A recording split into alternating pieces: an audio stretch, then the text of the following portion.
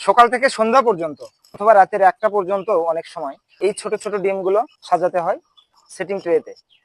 এই ডিমগুলো সাজাতে সাজাতে যে কতবার আমার ঘাম ঝরে, এই ডিমগুলো যে আবার কতটা সময় এই মেশিনে দিতে হয়, তো কাছে না থাকলে হয়তো অনেকেই বুঝবেন না কি যে পরিশ্রম করতে হয় ঘাম ঝরানো। আসলে এটা বলার মতো না, শুধু ভালোবাসা এবং অর্থের জন্যই কিন্তু এই পরিশ্রমটা আমি করি। দুটো জিনিসই আমার কাছে ভালো লাগে, সেটা হলো এই ডিমগুলো দেখতে পাচ্ছেন, এই ডিমগুলো যখন একজন খামারিকে দিয়েছি ডিমের পাখিগুলো, তারা যখন মাসিক একটা নির্দিষ্ট অ্যামাউন্ট পায়, তারা যখন একটা হাসি দেয় আমার সামনে আসে এবং তৃপ্তি অনুভূতি ফিল করে, তখন কিন্তু আমার এই কষ্টের চেয়ে আমার তখন এতটা আনন্দ লাগে তা বলে বোঝাতে পারবো না।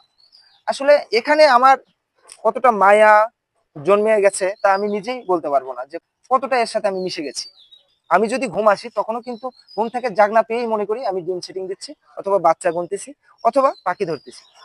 এই জিনিসটা আসলে আমার নয়নের স্বপনেই মিশে গেছে, কিচ্ছু করার নাই। তারপরেও বলি আমি অনেক ভালো আছি, আলহামদুলিল্লাহ।